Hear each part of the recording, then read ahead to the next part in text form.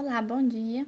Nós vamos fazer uma resenha em forma de vídeo referente ao livro Gestão Educacional, uma questão paradigmática. O nosso grupo é composto pelas discentes Ariane Mila, Letícia Souza, Letícia Cristina, eu, Mariana Liz e Rayane Carla. O livro Gestão Educacional, uma questão paradigmática, de autoria de Heloísa Luck, foi lançado pela editora Vozes.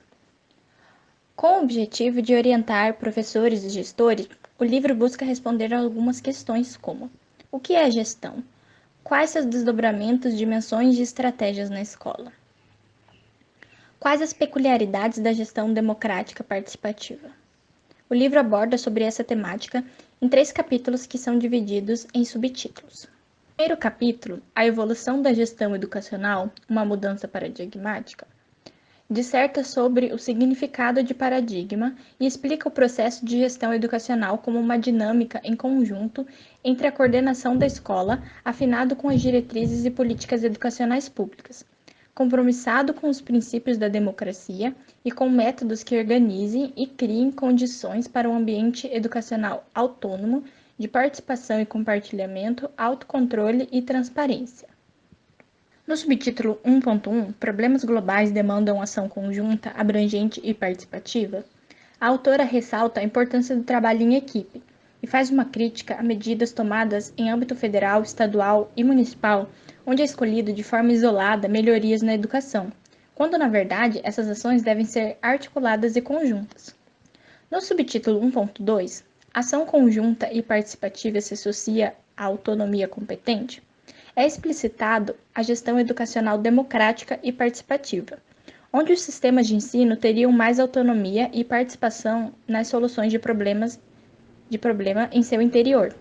Luck cita o autor Valérien, onde o mesmo indica que a autonomia e a participação seriam 2 das 3 principais características da gestão educacional. O terceiro princípio seria o autocontrole. Ainda no capítulo 1.2, a autora afirma que a gestão educacional cultiva relações democráticas, fortalecendo princípios comuns de orientação, norteadores da construção da autonomia competente, que se garantem a partir do cumprimento de normas, leis, princípios e diretrizes comuns. No subtítulo 1.3, a concepção de gestão supera a de administração e não a substitui. Como o próprio nome já diz, nesse subtítulo é explicitado a alteração da terminologia administração para gestão. A autora afirma que não é apenas uma substituição de terminologia, e sim de um novo entendimento, uma superação de conceito. A administração, então, passa a fazer parte da gestão, como uma dimensão que possibilita o bom funcionamento das demais gestões. Complementando o subtítulo anterior, o 1.4, a concepção de administração e suas limitações, afirma que o termo administração se tornou limitado, pois os sistemas de ensino e as escolas são organismos vivos, com constantes mudanças. A autora traz justificativas explicando o motivo da concepção de administração ter se tornado um termo limitado. A construção da concepção de gestão. Certos aspectos a seguir serão enumerados e descritos, compõem e caracterizam a mudança de paradigma que está sendo apontada, de modo que possam ser considerados pelos que fazem parte da organização de atuação educacional, a fim de que tenham melhores condições de nela atuar criticamente e contribuir para o seu desenvolvimento. São apresentados 6 aspectos gerais dessa transformação, caracterizado pela passagem de uma condição para outra, de modo a corresponder a um nível mais complexo e significativo de ação, sendo eles: da óptica fragmentada para a óptica organizada pela visão de conjunto, da limitação de responsabilidade para sua expansão, da centralização de autoridade para sua descentralização, da ação episódica por eventos para o processo dinâmico, contínuo e global, da burocratização e hierarquização para a coordenação e horizontalização, da ação individual para a coletiva. Serão sintetizadas algumas questões básicas dessa passagem de uma tendência para outra, em superação anterior, a serem consideradas pelos gestores no alargamento e aprofundamento do alcance de seu trabalho. Passagem da óptica fragmentada para a óptica organizada pela visão do conjunto. Fracionamento e isolamento de partes entre si e em relação ao todo, estabelecendo subunidades com a vida própria, para estabelecimento de interdependência de partes entre si e destas com o seu conjunto. Ação especializada sobre diferentes segmentos em desconsiderações às ações do conjunto para ação interativa e processual sobre o conjunto. Idealização e identificação da realidade para percepção da realidade como é e sua condição concreta e substantiva. Destaca-se a seguir pontos emergentes da superação da limitação de responsabilidade para sua expansão, identificando alguns aspectos que conduzem a essa nova condição. Superação da limitação de responsabilidade para sua expansão. Delimitação de atuação mediante a definição a priori de tarefas independentemente de processos e resultados para orientação da ação pela responsabilidade com resultados, com um olhar atento aos processos adequados para promovê-los. Enfoque sobre eficiência, tarefas e funções especificadas em manuais normativos para enfoque sobre eficácia, processos e resultados orientados por princípios. Simplificação de processos, tendo por objetivo a facilitação de ação, a economia e a racionalidade para reconhecimento e aceitação de complexidade dos processos, tendo por objetivo tirar o máximo de proveito deles para obter melhores resultados, inclusive de aprendizagem sobre processos. A seguir, serão explicadas algumas das tendências da passagem da concentralização da autoridade para sua descentralização, com aspectos inerentes ao processo de construção da autonomia e responsabilidade local por processos e respectivos resultados. Passagem da centralização da autoridade para sua descentralização. Construção de mecanismos externos de controle de gestão para construção de mecanismo de autonomia de gestão para unidade de atuação. Tomada de decisão distante no âmbito de ação para tomada de decisão próxima do âmbito de ação. Competências técnicas localizadas de forma especializada em âmbito central para competências técnico-políticas construídas e disseminadas por todo o sistema. Da ação episódica por eventos para o processo dinâmico contínuo e global. No quadro 4, é possível observar algumas tendências que são destacadas da superação da ação episódica por eventos para o processo dinâmico contínuo e global. E são elas: orientação de ações por visão exclusivamente de curto prazo para orientação de ações por visão de curto, médio e longo prazo. Ação motivada e impulsionada por circunstâncias e pressões de momento para ação motivada e impulsionada por visão de futuro.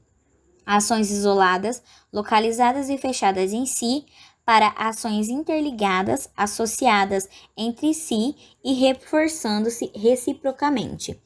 Enfoque sobre objetivos operacionais, considerados como uma sequência de ações de caráter cumulativo, para ação orientada por objetivos formadores e expressos por objetivos operacionais, considerados como um conjunto interativo cujo significado emana dos objetivos formadores.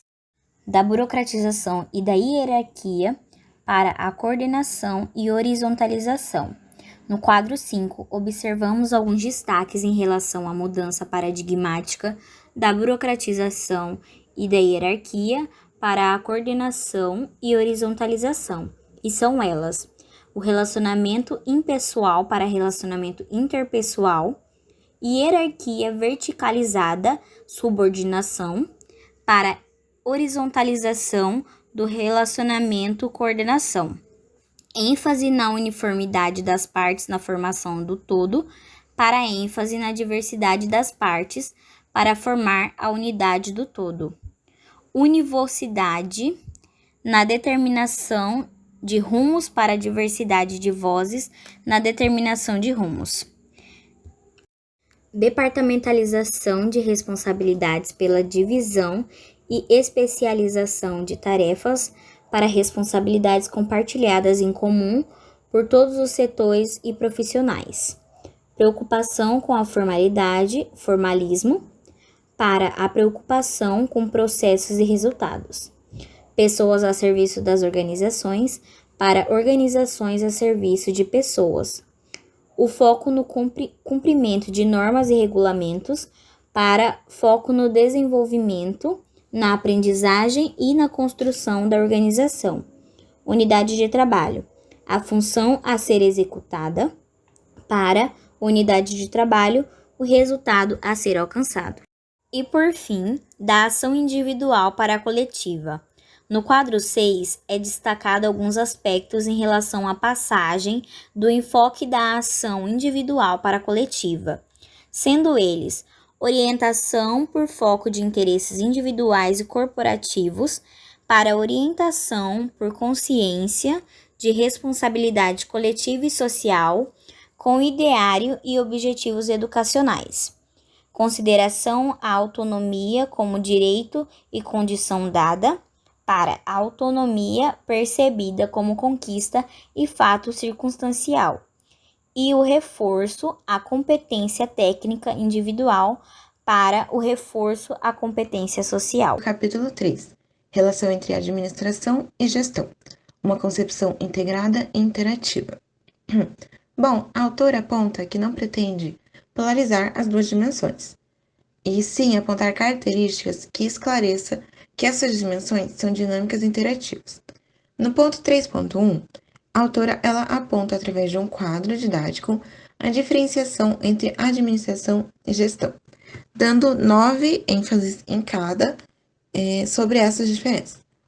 Citando um exemplo que ela fala sobre os problemas na administração são considerados como sendo localizados em vista do que podem ser erradicados. Já na gestão, os problemas são sistêmicos, envolvendo uma série de componentes interligados. Outro exemplo seria: a disponibilidade de recursos a servirem como insumos constitui-se em condição básica para a realização de ações de melhoria. Uma vez garantidos os recursos, decorreria o sucesso das ações. Isso no caso de administração. Já no de gestão, a autora aponta que recursos não valem por eles mesmos, mas pelo uso do que deles se faz, a partir dos significados a deles atribuídos pelas pessoas e a forma como são utilizados, podendo, portanto, ser maximizados pela adoção de óptica proativa. Assim como ela também enfoca vários outros exemplos que nos ajudam a perceber a diferença do que é a administração e do que é a gestão. No tópico 3.2, uma diferenciação de ações, a autora estabelece algumas formas de organização de ação que os responsáveis pela unidade de trabalho educacional devem adotar. Ela ainda destaca que essa organização envolve entendimentos e princípios fundamentais para sua efetividade. No quadro 8 desse tópico, que trata das mudanças de paradigma de administração para a gestão, são destacados aspectos entre os dois paradigmas a respeito da organização e das ações dos dirigentes. Para ficar mais entendível, darei 2 exemplos. O primeiro exemplo será com relação ao direcionamento do trabalho, que na administração consiste no processo racional exercido objetivamente de fora para dentro, de organização das condições de trabalho e do funcionamento de pessoas em um sistema ou unidade social, enquanto na gestão, o direcionamento do trabalho consiste no processo intersubjetivo exercido mediante liderança para a mobilização do talento humano coletivamente organizado, para melhor emprego de sua energia e de organização de recursos, visando a realização de objetivos sociais. O segundo exemplo será sobre a autoridade do dirigente, que na administração é centrada e apoiada em seu cargo, enquanto na gestão, a autoridade do dirigente é baseada na sua competência e capacidade de liderança. A autora finaliza o livro fazendo uma recapitulação de tudo que já foi abordado e dando ênfase às mudanças de concepções necessárias ao adotar-se um conceito de gestão que implique um novo olhar para a organização e direção das instituições, que se pauta em uma perspectiva aberta, democrática e sistêmica.